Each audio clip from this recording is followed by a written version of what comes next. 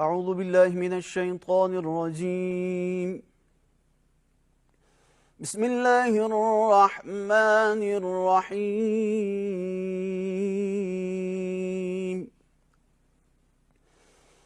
يا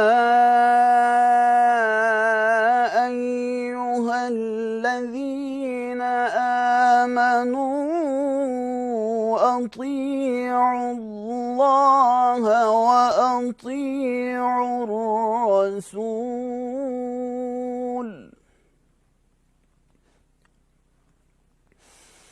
أطيعوا الله وأطيعوا الرسول وأولي الأمر منكم فإن تنازعتم في شيء فردوه إلى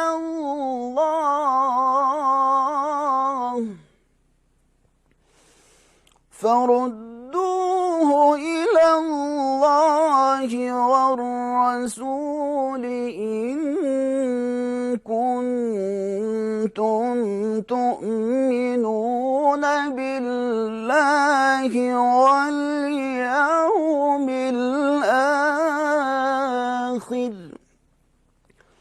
ذلك خير وأحسن تأويلا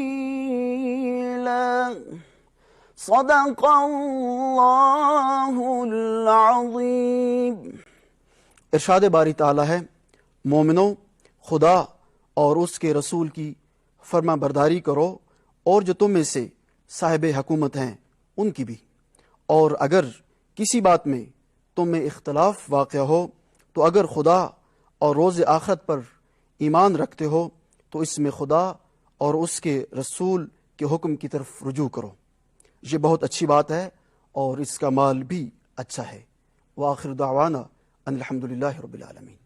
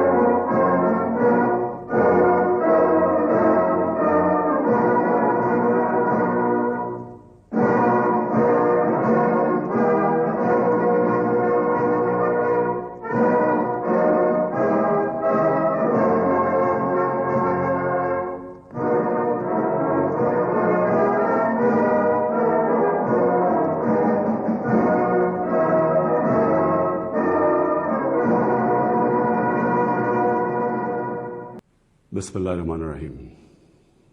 ایاک نعبد و ایاک نستعین۔ میرے پاکستانیوں، آج میں یہ جو سینٹ کا الیکشن ابھی ہوا ہے اس کے اوپر میں آپ سب سے اپنی قوم سے بات کرنا چاہتا ہوں۔ یہ سینٹ کا الیکشن اس لیے ضروری اس کے متعلق اپنی قوم کو بات کرنا اور سمجھانا کیونکہ اس کے اندر جو ہمارے ملک کے مسئلے مسائل ہیں وہ جس طرح کا یہ الیکشن ہوا ہے وہ اگر آپ سمجھ جائیں تو وہ سارے ملک کے مسئلے مسائل ادھر سے آپ کو سمجھ آتی ہے جس طرح کا یہ الیکشن ہوا ہے۔ سب سے پہلے ہم کچھ 6 سال پہلے تحریک انصاف نے سینٹ میں حصہ لیا جب پختونخوا میں ہماری گورنمنٹ تھی، تو تب مجھے اندازہ ہوا کہ سینٹ کے الیکشن میں تو پیسہ چلتا ہے، اور ابھی سے نہیں، یہ 30-40 سال سے سینٹ کے الیکشن میں پیسہ چلتا ہے۔ جو سینیٹر بنتا ہے، جو بننا چاہتا ہے، وہ پیسہ استعمال کرتا ہے، اور وہ خریدتا کس کو ہے؟ ممبرز آف پارلیمنٹ کو۔ تو مجھے بڑی حیرت ہوئی جب مجھے پتا چلا، اور تب سے میں نے کیمپین شروع کی کہ یہ کیا مذاق ہو رہا ہے ہماری جمہوریت کے ساتھ کہ کیسی جمہوریت ہے جس کے اندر ملک کی لیڈرشپ، یہ یاد رکھیں سینٹ کے اندر ملک کی لیڈرشپ آتی ہے، اور جو ممبرز آف پارلیمنٹ ہیں ان میں سے ملک کی لیڈرشپ آتی ہے، ان میں سے وزیر بنتے ہیں، ان میں سے وزیر اعظم بنتے ہیں، ان میں سے وزیر اعلیٰ بنتے ہیں۔ تو مجھے تب سے حیرت ہوئی کہ جب آپ پیسہ خرچ کر رہے ہیں، ایک سینیٹر رشوت دے کے سینیٹر بن رہا ہے، اور دوسری طرف وہ ممبرز آف پارلیمنٹ جو اپنا ضمیر بیچ رہے ہیں، پیسے لے کے ووٹ کر رہے ہیں، یہ کون سی جمہوریت ہے؟ تو تب سے میں نے کیمپین شروع کی، اور میں نے تب سے کہا کہ اس کی اوپن بیلٹ ہونی چاہیے۔ ہمارا جب دوسرا سینٹ کا الیکشن ہوا 2018 میں، ہمیں پتہ چلا ہمارے تقریباً 20 ممبر آف پارلیمنٹ بک گئے تھے، انہوں نے پیسے لے کے اپنی ووٹ بیچی، ہم نے 20 ممبرز کو نکالا۔ لیکن پھر میں نے دیکھا کہ یہ صرف میں نہیں کہہ رہا، یہ دونوں مین پارٹیز، انہوں نے چارٹر آف ڈیموکریسی میں، پیپلز پارٹی اور نون لیگ نے چارٹر آف ڈیموکریسی میں سائن کیا کہ اوپن بیلٹ ہونا چاہیے، کیونکہ سینٹ کے الیکشن میں پیسہ چلتا ہے۔ اور پھر بعد میں بھی ان کی سٹیٹمنٹس آئیں، ان کے پی ایم ایل این کے پارٹی لیڈر نے بھی سٹیٹمنٹ دی، اس کی بھی آئی، ان کے سینئر، ان کے جو آفس بیئرز ہیں ان کی سٹیٹمنٹس آئیں۔ تو جب یہ سینٹ الیکشن کے اوپر یہ آ رہا تھا، ہم نے پارلیمنٹ میں اپنا بل بھی پیش کیا کہ اوپن بیلٹ ہونا چاہیے۔ ہم نے پھر جب دیکھا کہ نہیں ہو رہا، تو باقی پارٹیز جو کہ کہہ بیٹھی تھی کہ اوپن بیلٹ ہونا چاہیے، جب انہوں نے ہماری حمایت نہیں کی تو ہم سپریم کورٹ میں گئے۔ سپریم کورٹ میں پورا کیس ہوا، اس کیس کے اندر ججز صاحبان نے بار بار پوچھا کہ پیسہ چلتا ہے، اور اس کے دوران ایک ویڈیو نکلائی جو 2018 میں سینٹ الیکشن میں ایم پیز پیسے لے رہے تھے، وہ ویڈیو بھی نکلائی، یعنی کسی کو کوئی شک نہیں تھا۔ پھر جب یہ عدالت کے اندر، سپریم کورٹ کے اندر جب اس کی بات چیت چل رہی تھی، تو الیکشن کمیشن نے اوپن بیلٹ کے خلاف کہی، اور سپریم کورٹ بار بار کہتا رہا کہ آپ کی ذمہ داری ہے صاف اور شفاف الیکشن کروانے کی۔ اور وہ ساری پارٹیز، پی ڈی ایم کی پارٹی سب اکٹھی ہو گئی، سب نے اکٹھے ہو کے کہا کہ نہیں جی سیکرٹ بیلٹ ہونی چاہیے، جبکہ ماضی میں یہ خود کہتے رہے کہ اوپن بیلٹ ہونی چاہیے۔ اب میں آپ سب سے یہ سوال پوچھتا ہوں کہ آپ کا کیا خیال ہے کہ کیا وجہ تھی کہ یہی پارٹیز پہلے چاہتی تھیں کہ سیکرٹ اوپن بیلٹ ہونی چاہیے، اب کیوں یہ ساروں نے زور لگایا کہ سیکرٹ بیلٹ ہونی چاہیے؟ یہ جمہوریت کے خلاف ہے، یہ آئین کے خلاف ہے۔ تو پہلے یہ آئین کے خلاف نہیں تھی جب انہوں نے چارٹر آف ڈیموکریسی میں سائن کیا تھا، انہوں نے سینٹ کے اندر یہ بل ایک نکالا ہوا تھا، یہ ایک فورم کے اندر انہوں نے تب بھی کہا ہوا تھا کہ اوپن بیلٹ ہونی چاہیے۔ تو میں آج اپنی قوم کے سامنے یہ رکھتا ہوں کہ کیا ہوا، یہ آپ نے سمجھنا ہے۔ ہوا یہ کہ یہ جب سے ہماری حکومت آئی ہے، سب سے ان کو جتنے بھی یہ پرانی پولیٹیکل پارٹیز کے اندر کرپٹ لوگ تھے اور ان کے لیڈرز، ان سب کو خوف ہو گیا کہ کیونکہ یہ عمران خان نے اپنی پوری کرپشن کے اوپر کیمپین کی ہوئی ہے، اب یہ کہیں ہمارے کرپشن کے کیسز کے اوپر آگے نہ بڑھے۔ اور یہ میں آپ کو یاد کرا دوں کہ کرپشن کے کیسز ان کے پرانے ہیں، یہ کرپشن ہم نے نہیں کیسز بنائے، یہ ان کے دور کے کیسز بنے ہوئے ہیں۔ ہمارے دور میں تو صرف کوئی 5% بھی کیسز نہیں ہوں گے، سارے پرانے تھے۔ تو یہ تب سے سب اکٹھے ہو گئے، اور میں نے پہلے دن بھی جب میں گورنمنٹ میں آیا، میں نے پہلے دن کہا اپنے پہلے خطاب میں کہ یہ سب اکٹھے ہو جائیں گے، سب جمہوریت کے نام پہ شور مچائیں گے، A P D M, democratic movement, یہ جمہوریت کے نام پہ سب سارے ایک ہی ان کا انٹرسٹ ہوگا کہ میرے اوپر اتنا پریشر ڈالو کہ میں ہاتھ کھڑے کر کے کہوں جس طرح جنرل مشرف نے کیا تھا، ان کو این آر او دے دوں، ان کے کرپشن کے کیسز ختم کر دوں۔ تو اب انہوں نے کیا کیا؟ انہوں نے پہلے کوشش کی بلیک میل کرنے سے پہلے دن سے کہ جی الیکشن خراب ہے، پھر انہوں نے اس کے اوپر کورونا کے اوپر پوری کوشش کی. پھر جب فیٹف کا بل آئی، ذرا آپ نے سمجھنا ہے فیٹف کا بل کیا تھا. فیٹف کا بل یہ تھا کہ ان کے دور میں ہمیں ایک انٹرنیشنل جو ایک ادارہ ہے فیٹف، اس کے اندر ہمیں گرے لسٹ میں ڈال دیا گیا. گرے لسٹ کا مطلب یہ ہے کہ اگر آپ انہوں جو وہ فیٹف کہتی ہے اگر وہ آپ نہیں کرتے تو وہ آپ کو بلیک لسٹ میں ڈال دیں گے. بلیک لسٹ کا کیا مطلب ہے؟ ملک کے اوپر سینکشنز لگ جائیں گے. سینکشنز کا کیا مطلب ہے؟ آپ کو صرف میں آسان زبان میں سمجھا دوں. اس کا مطلب یہ ہے کہ جو وہ سینکشنز لگے گی ہمارا روپیہ گرنا شروع ہوگا. اور ہمارا روپیہ کتنا گرتا ہے یہ کوئی کہہ نہیں سکتا، لیکن جب روپیہ گرتا ہے آپ سمجھ جائیں کہ اس وقت مہنگائی بڑھ جاتی ہے، کیونکہ ساری چیزیں جب روپیہ گرتا ہے جو چیز آپ باہر سے منگاتے ہیں مہنگی ہو جاتی ہے، جس کے اندر تیل ہے، بجلی ہے، کیونکہ بجلی بھی تیل کے اوپر آدھی بنتی ہے، پھر ڈالر کے کانٹریکٹس ہیں، پھر دالیں ہیں وہ 70% باہر سے، پھر گھی باہر سے آتا ہے، پھر گندم بھی ہمیں باہر سے منگوانی پڑی. تو جو بھی چیز باہر سے آتی ہے ٹرانسپورٹ تیل سب مہنگی ہو جاتی ہے. تو اگر فیٹف کی بلیک لسٹ میں آتے ہیں تو یہاں لوگوں کی یہاں تو غربت پھیلنی ہے. تو ہم فیٹف کے لیے جو قانون نکالنا چاہتے تھے، جو فیٹف نے ہمیں کہا قانون نکالنا تھا فیٹف کا، ان سب نے مل کے ایک ہمارے پاس ایک این آر او کا ایک دے دیا جی کہ جی یہ نیب کے یہ چینجز کریں، مطلب کہ نیب کو ختم کر دیں تب ہم فیٹف کا بل سائن کریں گے. فیٹف ملک کے لیے، نیب کا اس سے کیا تعلق ہے؟ صرف اور صرف کہنے کی کوشش ہے ان کا 1 پوائنٹ ایجنڈا ہے کہ کسی طرح مجھے پریشر کر دے کہ میں کسی طرح بلیک میل کریں کہ ان کو این آر او دے دوں. اب آپ سمجھے کہ انہوں نے یہ کیوں کیا. کیوں یہ جو پہلے کہہ رہے تھے، سب کہہ رہے تھے کہ سینٹ کے الیکشن میں پیسہ چلتا ہے اور اوپن بیلٹ ہونی چاہیے، اور اب کیوں سب اکٹھے ہو گئے سپریم کورٹ میں جا کے سب نے اکٹھے زور زور سے کہا کہ نہیں جی ہمیں سیکرٹ بیلٹ چاہیے، خفیہ بیلٹ چاہیے. اس کی وجہ یہ تھی انہوں نے یہ پلان کیا کہ یہ جو ہمارا الیکشن تھا حفیظ شیخ کا اور یوسف رضا گیلانی کا، اس میں انہوں نے پورا پیسہ چلانا تھا، پوری کوشش کرنی تھی کہ ہمارے ممبرز توڑیں، ان کو پیسے دے کے اپنے ساتھ ملائیں، اور کسی طرح وہ الیکشن جب وہ حفیظ شیخ نے ہارنا تھا تو اس سے کیا سامنے آنا تھا کہ جی عمران خان کی پارلیمنٹ کے اندر میجورٹی ختم ہو گئی. اور میجورٹی ختم حالانکہ ووٹ آف نو کانفیڈنس تو نہیں ہے، لیکن جب یہ ایک دفعہ آ جائے کہ جی عمران خان کے ممبر ادھر جا سکتے ہیں اور ان کے ممبر زیادہ ہو گئے ہیں، یعنی ہمارے ممبرز ان کے ساتھ چلے گئے، اس کا مطلب کہ اگلا سٹیپ یہ ووٹ آف نو کانفیڈنس لے آئیں.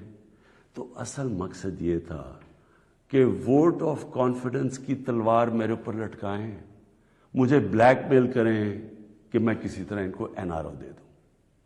اب میں بتاتا ہوں کہ آگے میں نے کیا قدم لیے، لیکن میں صرف تھوڑا سا اپنی قوم کو، کیونکہ میں یہ ضروری ہے، آپ میں سے کئی نوجوان، ہماری نوجوان آبادی ہے، ان کو پتہ نہیں ہے کہ میری یہ اب 25 سال ہو گئے ہیں، یہ سٹرگل ہے کیا، یہ کیوں تھی. دیکھیں عمران خان وہ واحد پولیٹیشین ہے جس کے پاس سب کچھ تھا پالیٹکس میں آنے سے پہلے. میں وہ آدمی ہوں جس کو شاید ملک میں سب سے زیادہ شہرت تھی، جتنا پیسے تھے میری زندگی کے لیے بہت تھے، مجھے کسی چیز کی ضرورت نہیں تھی. جب میں پالیٹکس میں آیا، میں آیا کیوں پالیٹکس میں ہم وہ ہیں جنریشن جو پہلی، میرے والد میری والدہ ایک غلام ہندوستان میں پیدا ہوئے تھے.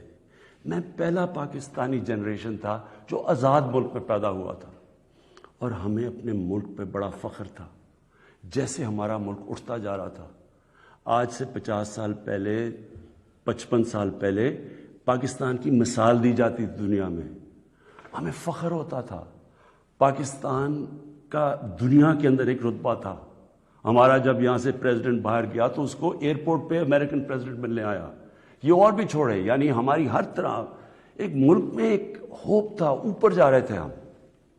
تو آہستہ آہستہ میں نے اپنا ملک نیچے آتے دیکھا، اور جو 1985 کے بعد اس ملک میں تباہی مچی، جب سے کرپشن یہ اسمانوں پہ گئی، نان پارٹی بیس الیکشن ہوا تھا، آپ کو موقع ملے تو وہ ضرور پڑھیں، کیونکہ وہ ایک ایسا جسے ٹرننگ پوائنٹ کہتے ہیں، جس کے بعد ہماری تقدیر بدلی، جس کے بعد کرپشن بڑھنی شروع ہوئی پاکستان میں، جس وقت پالیٹکس کے اندر پیسہ چلنا شروع ہوا، یہ یاد رکھیں 1985 تھا وہ۔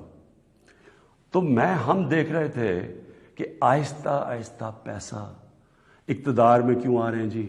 بزنسز چلانے کے لیے۔ پرائم منسٹر بن رہا ہے تو فیکٹریاں بننی شروع ہو گئی، پرائم منسٹر بننا ہے تو بزنس مین بننا، 7 وزیروں نے پیسہ بنانا شروع کر دیا۔ 85 کے بعد ہمارا ملک جانا شروع ہوا نیچے۔ اس سے پہلے ہندوستان اور پاکستان کے اندر میں آپ کو فرق بتاؤں، میں جب کرکٹ کھیل کے ہندوستان سے پاکستان آتا تھا تو لگتا تھا غریب ترین ملک سے امیر ترین ملک میں آ گیا ہوں، اور آہستہ آہستہ آہستہ ہم نے چینج دیکھا یہ آتے ہوئے۔ میں اس لیے پالیٹکس میں آیا تھا، اور میرا مقصد کیا تھا؟ دیکھیں، میں نے تو بہت اپنا وقت باہر کی دنیا میں گزارا ہے، میں نے مغربی ممالک دیکھے ہیں، میں نے انگلینڈ کے اندر ان کے سارے سسٹمز دیکھے ہیں۔ فرق کیا ہے؟ کیا وجہ ہے کہ ایک ملک اوپر چلا جاتا ہے اور دوسرا ملک سارے وسائل کے باوجود نیچے آ جاتا ہے؟ وہ ہے لفظ انصاف، قانون کی بالادستی۔ نبی صلی اللہ علیہ وسلم نے مدینہ کی ریاست کی بنیاد کس چیز پہ رکھی تھی؟ عدل اور انصاف پہ۔ انہوں نے جب کہا تھا، اور وہ اچھا یہ ہے کیا انصاف؟ قانون کی بالادستی کا مطلب کیا ہے؟ میں چاہتا ہوں سب نوجوان آپ سب سمجھیں۔ قانون کی بالادستی کا مطلب یہ ہوتا ہے کہ طاقتور اور کمزور ایک ہی برابر ہوں، قانون ان سے ایک طرح کرے۔ جب نبی صلی اللہ علیہ وسلم نے کہا تھا کہ تمہارے سے پہلے بڑی قومیں برباد ہوئی، جو طاقتور کے لیے ایک قانون، کمزور کے لیے دوسرا قانون، وہ قومیں تباہ ہو جاتی ہیں۔ جب انہوں نے کہا کہ میری بیٹی بھی اگر جرم کرے بھی اس کو سزا ملے گی، کہنے کا مطلب یہ ہے کہ قانون یعنی انصاف وہ ہوتا ہے جو طاقتور کو قانون کے نیچے لے کے آتا ہے۔ اب یہاں کیا ہو رہا تھا؟ جو طاقتور، اس کے لیے سارا ایک قانون، وہ چوری کر رہا ہے، وہ پیسے بنا رہا ہے، وہ منی لانڈرنگ کر رہا ہے، وہ پلاٹوں کے اوپر قبضے کر رہے ہیں، وہ سرکاری ان کو کوئی پکڑ نہیں رہا تھا۔ بیچارے غریب لوگ جیلوں میں بھرے ہوئے تھے۔ میں نے بھی جب جنرل مشرف کے دور میں کوئی 8-9 دن جیل میں گزارے ہیں، وہاں صرف غریب لوگ آپ کو نظر آتے ہیں، لگتا ہے صرف غریب ہی چوری کرتا ہے۔ دیکھیں، یہ آپ کو آج میں صرف سمجھانے کی کوشش کر رہا ہوں کہ میری سٹرگل ہے کیا۔ 2 چیزیں ہوتی ہیں، جب طاقتور کو ایک ملک کا قانون اس کو پکڑتا نہیں ہے، جب وہ کوئی جرم کرتا ہے تو وہ ملک اپنی تباہی کی طرف چلا جاتا ہے، جس طرح ہمارے نبی صلی اللہ علیہ وسلم نے کہا تھا۔ وہ کیوں چلا جاتا ہے؟ میں یہ بھی آپ کو سمجھاتا ہوں۔ دیکھیں، چھوٹے چوری کرتے ہیں، غریب آدمی چوری کرتا ہے، پٹواری چوری کرتا ہے، تھانے دار، وہ پیسے بناتے ہیں، تنگ ہوتے ہیں لوگ۔ لیکن جب ملک کا پرائم منسٹر اور منسٹر چوری کرتا ہے تو وہ ایک ملک کو مقروض کر کے رکھ دیتا ہے۔ وہ کیسے کرتا ہے؟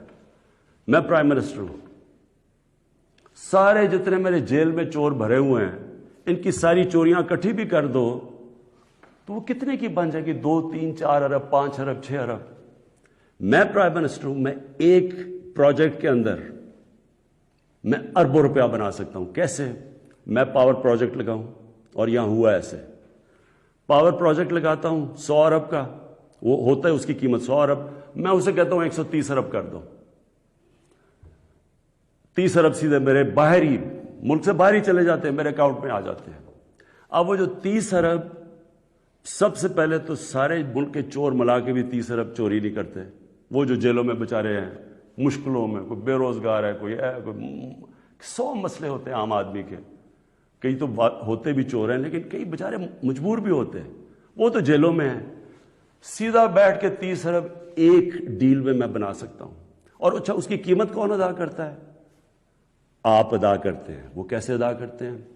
کیونکہ جو 130 ارب کا جب پروجیکٹ بن جاتا ہے تو اس کا جو بجلی کی قیمت ہے وہ اوپر چلی جاتی ہے.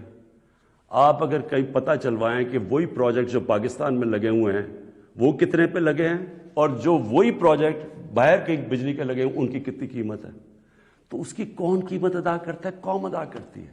قوم مقروض ہو جاتی ہے. ساری تیسری جن کو کہتے ہیں ڈیولپنگ ورلڈ, غریب ملک, آپ ساری ایک ملک کا آپ کو بتا سکتا ہوں ان کی غربت کا سبب کیا ہے. وہاں ان کے بھی پرائم منسٹر بیٹھے ہیں, پریزیڈنٹ بیٹھے ہیں, وزیر بیٹھے ہیں, وہ بھی ملک کا پیسہ چوری کرتے ہیں.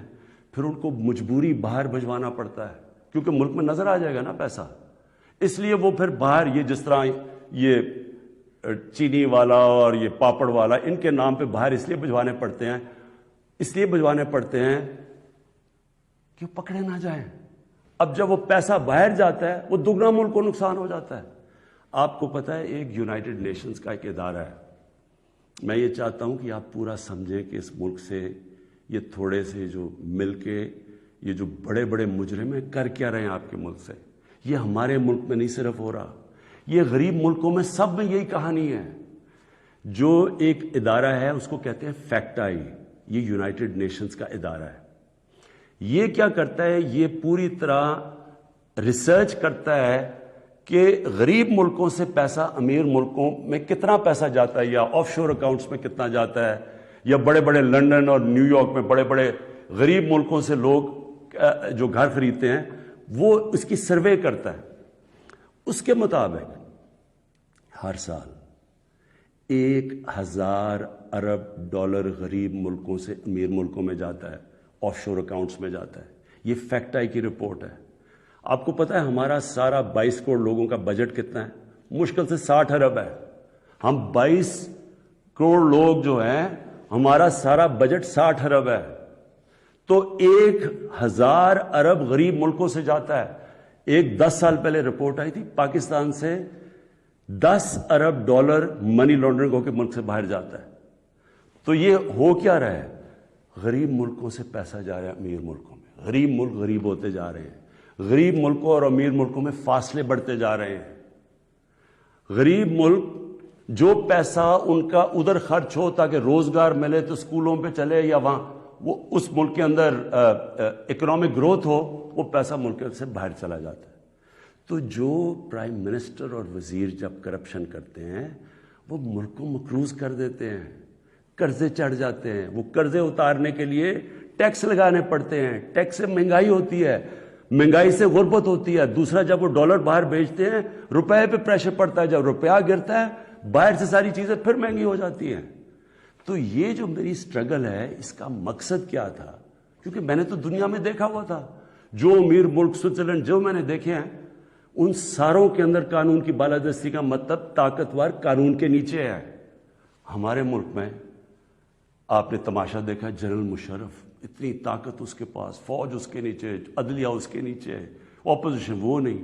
اس نے پریشر میں آ کے ان دونوں پارٹیز کو NRO دے دیا. وہ NRO کی وجہ سے آج جب ہماری حکومت آئی ہے, جتنا ہم ٹیکس کا پیسہ اکٹھا کرتے ہیں آدھا چلا جاتا ہے ان کے لیے ہوئے قرضوں کی قسطوں پہ. ہم نے تو اپنا بجٹ بیلنس کر دیا, ہم نے تو خرچے اور آمدنی کو بیلنس کر دیا, لیکن جو قرضوں کی قسطیں دینی پڑتی ہے وہ ہمارے اوپر بوجھ بڑھا ہوا ہے. یہ ساری غریب ملکوں کی یہی سٹوری ہے.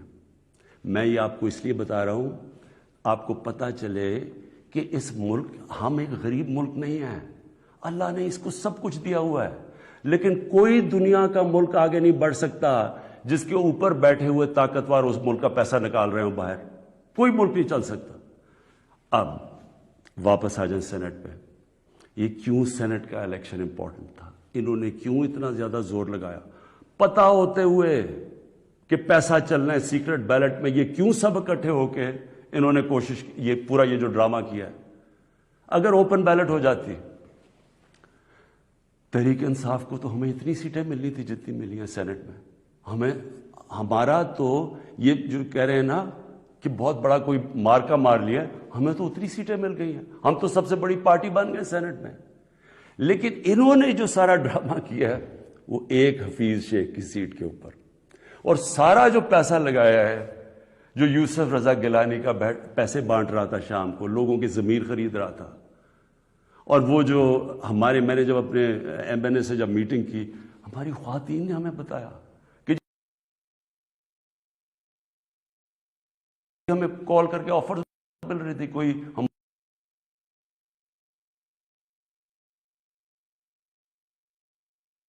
ہماری پرانی پی ٹی آئی کی وہ کال کر کے کہہ رہی تھی 2 کروڑ سے بولی لگ رہی تھی۔ اب میں الیکشن کمیشن سے تھوڑا بات کرنا چاہتا ہوں۔ دیکھیں، الیکشن کمیشن آپ کا بہت بڑا رول ہے، آپ کی سب سے بڑی ذمہ داری صاف اور شفاف الیکشن ہے، یہ آپ کی آئینی ذمہ داری ہے۔ پہلے تو مجھے یہ نہیں سمجھ آئی کہ آپ نے عدالت میں کیوں جا کے کہا کہ جی خفیہ بیلٹ ہونی چاہیے۔ مجھے یہ بتائیں، کوئی آئین اجازت دیتا ہے چوری کرنے کی؟ رشوت دینے کی کوئی آئین اجازت دیتا ہے جو 30 سال سے ہو رہا ہے؟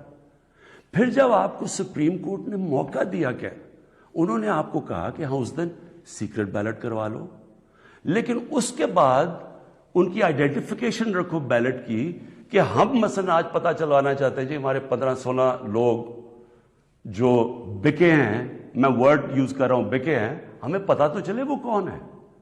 آپ نے ان مجرموں کو بھی بچا لیا یہ سیکرٹ بیلٹ کروا کے، آپ نے ہماری جمہوریت کو نقصان پہنچایا ہے۔ مجھے بتائیے کون سی جمہوریت ہے جدھر پیسے دے کے کوئی سینٹ بنتا ہے؟ یہ جمہوریت ہے؟ جمہوریت کا تو مطلب ہوتا ہے الیکشن سے لوگ اوپر آتے ہیں، یہ پیسے دے کے اوپر آنے کا یہ جمہوریت ہے؟ دوسرا مجھے بتائیں کہ جو ہمارے بچے ہیں، ہمارا ایک نوجوان آبادی ہے، ہم کیا ان کے لیے مثال سیٹ کر رہے ہیں؟ سارے ملک کے سامنے پیسے چل رہے ہیں، وہ ویڈیو چل رہی ہے پیسے کی۔ اس سے پہلے ویڈیو چلی جو 2018 کے الیکشن میں کہ جناب وہ ایم پیز کروڑوں روپیہ ایسے ایسے کر کے بیگز میں ڈال رہے ہیں۔ کوئی کچھ کوشش کی؟ کیا آپ کو یہ نہیں پتا کہ آپ کی ذمہ داری تھی انویسٹیگیٹ کرنے کی؟ ساری ایجنسیز آپ کے نیچے ہیں، سب کے سامنے یہ تماشا ہوا۔ مجھے یہ بتائیں کہ جب ایک ملک کی لیڈرشپ، یہ لیڈرشپ ہے سینٹ کی، جب یہ رشوت دے گی اور رشوت لے گی تو آپ کیا کہیں گے کہ پٹواری اور تھانے دار وہ ٹھیک ہو جائے گا؟ کیا آپ کہیں گے باقی لوگ ٹھیک ہو جائیں لیکن لیڈرشپ چوری رشوت دے؟ ایک چائنیز پروورب ہے کہ fish rots from the top. جب اوپر آپ کرپشن کی اجازت دے رہے ہیں اور آپ کے سامنے ہوئی ہے اور آپ کو پتا تو ہونی ہے، میں کہتا کیا، میں نے الیکشن سے پہلے کہا کہ ریٹس لگ گئے ہیں لوگوں کے، بولیاں لگ رہی ہیں۔ آپ کو موقع جب دیا سپریم کورٹ نے، کیا وجہ تھی کہ آپ 1500 بیلٹس کے اوپر کوئی ایک بار کوڈنگ نہیں کر سکتے تھے؟ تو آپ نے تو پوری طرح ایک موقع دیا ملک کی جمہوریت کو ڈسکریڈٹ کرنے کے لیے۔ اس سے کیا ہوا؟ میں آپ سے سوال پوچھتا ہوں کہ آج کیا ہماری جمہوریت اوپر گئی ہے نیچے گئی ہے؟ جو آپ نے ملک کی موریلٹی، اخلاقیات کو نقصان پہنچایا ہے کہ یہ جو اوپن ہارس ٹریڈنگ ہو رہی ہے، کیا اس سے فرق مجھے بتائیں۔ یہ ایک بڑی عظیم خواب کا نام تھا پاکستان، اسلامی فلاحی ریاست۔ یہ علامہ اقبال نے کہا تھا مثال بنے گی مسلمان دنیا کے لیے۔ مجھے بتائیں یہ اپنے نوجوانوں کو آپ کیا بتائیں گے؟ یہ سارے ملک کے سامنے، اور یہ کتنا پیسہ چلا ہے، یہ ابھی تو یہ تو سامنے آ گیا نا آپ کا ویڈیو۔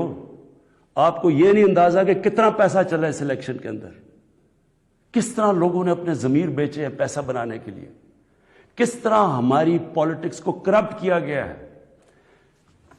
جو کروڑوں روپیہ خرچ کر کے سینیٹر بنے گا وہ حاتم تائی ہے، وہ آ کے ملک کی خدمت کرے گا، وہ یہ پیسہ کدھر سے ریکور کرے گا؟ پھر کہتے جی کہ دیکھیں جی کرپشن بڑی بڑھ گئی ہے ملک میں۔ کبھی قانون سے بھی کوئی کرپشن ختم ہوئی ہے؟ مجھے بتائیں کبھی کوئی قانون بنا کے یا لا انفورسمنٹ سے کرپشن ختم ہو سکتی ہے؟ کرپشن ایک معاشرہ ختم کرتا ہے، ایک قوم مل کے کرپشن ختم کرتی ہے۔ جب ایک قوم ایک میسج دیتی ہے کہ جو کرپشن کرے گا، رشوت دے گا، وہ ہمارے میں سے نہیں ہے، اس کو لوگ شادیاں نہیں کروائیں گے ان گھروں میں، ان کو گوٹ پارٹیز پہ نہیں بلائیں گے۔ یہاں کرپٹ لوگوں کو آپ مین سٹریم میں لا رہے ہیں۔ اور میں یہ بھی کہنا چاہتا ہوں، ہمارے وہ میڈیا کے لوگ میں ان سے سوال پوچھتا ہوں. بڑے بڑے صحافی عدالت میں جاتے ہیں, عدالت میں جا کے کہتے ہیں کہ جی وہ نواز شریف کو تقریر کرنے کی موقع دینا چاہیے, وہ نیلسن منڈیلا تقریر کرے گا, ملک کو پتہ نہیں کیا فائدہ ہوگا. ایک آدمی سپریم کورٹ سے کنوکٹ, ایک مجرم جھوٹ بول کے ملک سے بھاگا ہوا, جس کے اوپر اربوں اربوں روپے کی چوری, اس کے بیٹوں کے اربوں روپے کی پراپرٹیز میں رہ رہے ہیں لنڈن. ملک سے کیوں بھاگے ہوئے جی؟ ہم برطانوی سٹیزن ہیں. وہ تو جی بکنگھم پیلس میں پیدا ہوئے تھے نا, کدھر سے پیسہ آیا ان کے پاس؟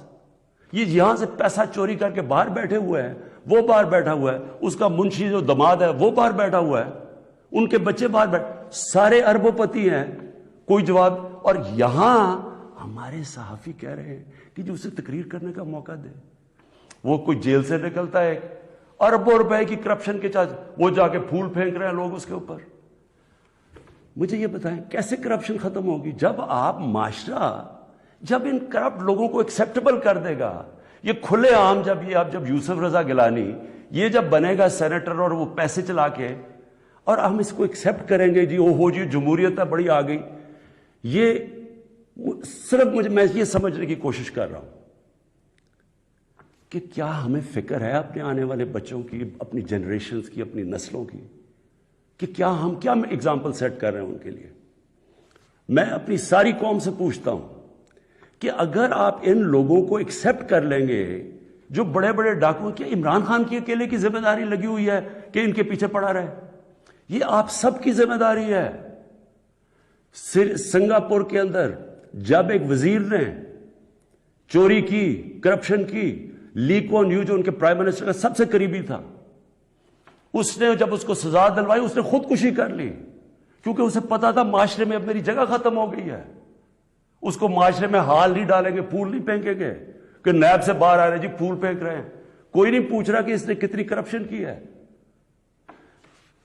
میرے پاکستانیوں, دیکھیں یہ آپ کے اوپر ہے, کیا آپ اپنے ملک کو اوپر لے جانا چاہتے ہیں یا ان چوروں کے ساتھ کمپرومائز کرنا چاہتے ہیں؟ ہم آج اس لیے یہاں ہیں کہ ہم نے چوری ایکسیپٹ کی, چوروں کو ایکسیپٹ کیا. ہم نے ان لوگوں کو جب ہمیں پتہ ہوتے ہوئے کہ انہوں نے آپ کا پیسہ میرا تو نہیں پیسہ چوری ہوا, یہ جو پیسہ باہر گیا یہ میرا تو پیسہ نہیں باہر گیا, یہ ہمارا پیسہ باہر گیا ہے. یہ کانٹریکٹس کے اوپر پیسہ بناتے ہیں, ہر چیز کے اوپر. سڑک جو بنی ہوتی ہے 1 ارب روپے میں, وہ بناتے ہیں 1.5 ارب روپے میں, باقی پیسہ ان کی جیب میں. اور وہ سارا, آپ ساری قوم جو ہمارے اوپر قرضے چڑھے ہوئے ہیں, پیچھے تو جائیں, قرضے چڑھے کیسے ہیں؟ کون سی قوم آگے بڑھ سکتی ہے؟ ایک مجھے قوم بتائیں, ایک ملک بتائیں, ایک مجھے ملک بتائیں جس کے پرائم منسٹر اور وزیر چوری کر رہے ہوں اور وہ ملک ترقی کر رہا اور خوشحالی ہو. ایک ملک مجھے بتا دیں. اور جو ملک سزا اور جزا نہیں کرتا, طاقتور کو سزا نہیں دیتا, وہ طاقتور جو مرضی کرے, وہ اچھا وہ بدقسمتی سے ان کو وی آئی پیز کی طرح ٹریٹ کیا جاتا ہے. جیلوں میں بھی وہ وی آئی پی ہیں. انہوں نے اربوں کی چوری کیا, وہ بیچارہ غریب آدمی نے کوئی کسی کی بھینس اٹھا لی کچھ, وہ اس کا حال دیکھیں اور وی آئی پیز کا حال دیکھیں. قوم کرپشن سے لڑتی ہے, قانون اکیلا کرپشن نہیں ختم کر سکتا. یہ جو آپ نے ڈرامہ دیکھا ہے آپ کے سامنے جو ہوا ہے, ساری قوم نے دیکھا ہے کہ پیسے دے کے ایک وزیر جیت گیا اور بڑی تالیاں بجے جی بہت بڑا زبردست کام کیا اس نے. اس کا ماضی اٹھا کے دیکھیں, $60 ملین کا پاکستان کا پیسہ پڑا تھا سوئٹزرلینڈ میں. آصف زرداری تو کہہ ہی نہیں سکتا تھا میرا, کیونکہ اس نے تو کوئی ڈکلیئر ہی نہیں کیا, چوری کا پیسہ تھا. سپریم کورٹ اسے کہہ رہا ہے کہ لیٹر لکھو کہ پاکستان کا پیسہ سوئٹزرلینڈ کو واپس دیں. لیٹر نہیں لکھا. وفاداری جی, میں جی بڑا وفادار ہوں. کس سے؟ کسی انسان سے وفادار ہوں. پاکستان کا پیسہ سوچیں, 8-9 ارب روپیہ پاکستان کا باہر پڑا ہے, وہ آ جاتا, ہم اسے کیا کیا کر سکتے ہیں؟ اسکول بنا سکتے ہیں, لوگ ہسپتال, 100 چیزیں کر سکتے ہیں. لیکن جی اس نے وہ تو یہ اس کی سب سے بڑی ہے, اس پہ ڈسکوالیفائی ہوا ہے. آج بڑے زوروں شوروں سے جی سینیٹر بن گیا, جی بہت بڑی کامیابی ہوئی ہے. اب میں آخر میں اپنی آپ سے آخری جو بات کرنا چاہتا ہوں وہ یہ ان کا خیال یہ تھا کہ میرے اوپر یہ نو کانفیڈنس کی تلوار لٹکائیں گے، اور میں کیونکہ مجھے کرسی بڑی عزیز ہے تو میں ان کو کہوں گا کہ جی ہاں جی ٹھیک ہے، میں آپ کو NRO دے دیتا ہوں، یعنی آپ کے جتنے بھی کیسز میں آپ کو ختم کر دیتا ہوں۔ میں پرسوں کانفیڈنس موشن لے رہا ہوں، اسمبلی کے پاس جا رہا ہوں، کانفیڈنس اپنی اسمبلی کو کہہ رہا ہوں آپ بتائیں سامنے، کیونکہ وہ تو اوپن ہوگا نا، آپ یہ آپ کا ڈیموکریٹک، میں اب اپنے سارے ممبرز کو کہہ رہا ہوں یہ آپ کا جمہوری رائٹ ہے، آپ کہہ سکتے ہیں کہ جی ہم عمران خان کے ساتھ نہیں ہیں، میں آپ کی عزت کروں گا، ٹھیک ہے میں نااہل ہوں، اتنا قابل نہیں ہوں، آرام سے ہاتھ کھڑے کریں کہ نہیں ہے میں اپوزیشن میں چلا جاؤں گا، اگر آپ جیت جاتے ہیں میں اپوزیشن میں بیٹھ جاؤں گا، لیکن خفیہ طور پہ ہاں جی ہم آپ کے لیے ووٹ کریں گے، پیسے لے کے کسی اور کو ووٹ کریں، آپ اپنی آخرت تباہ کرتے ہیں۔ خوف خدا ہونا چاہیے آپ کو، اوپر والا تو سب کچھ دیکھ رہا ہے، ہمیشہ فکر کیا کرے اپنی آخرت کی۔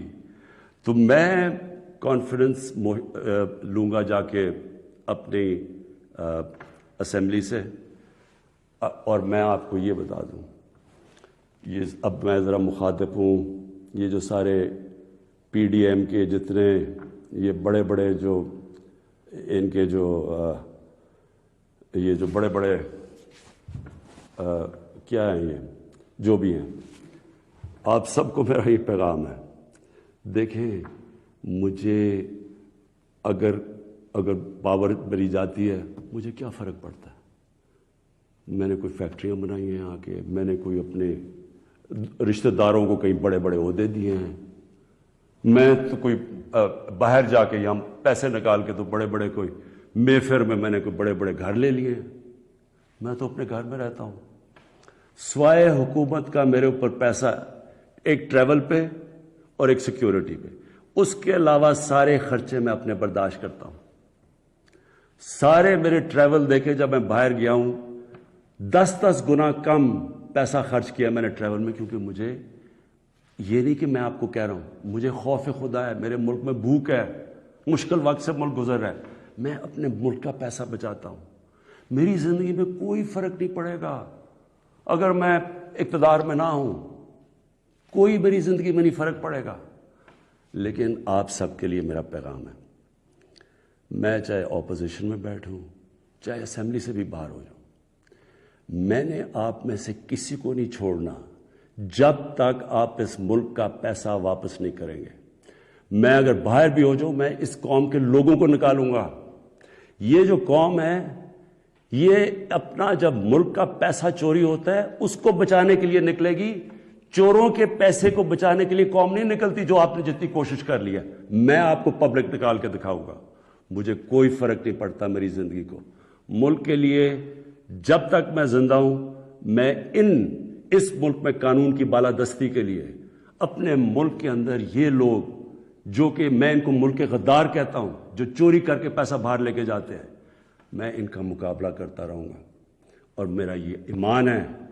کہ اللہ اس ملک کو بڑا اچھا وقت دکھانے والا ہے، مجھے یہ میرا ایمان ہے کہ یہ ملک ایک عظیم ملک بنے گا، اور یہ بنے گا ہی تب جب یہ سارے بڑے بڑے ڈاکو جیلوں میں ہوں گے۔ پاکستان پائندہ باد۔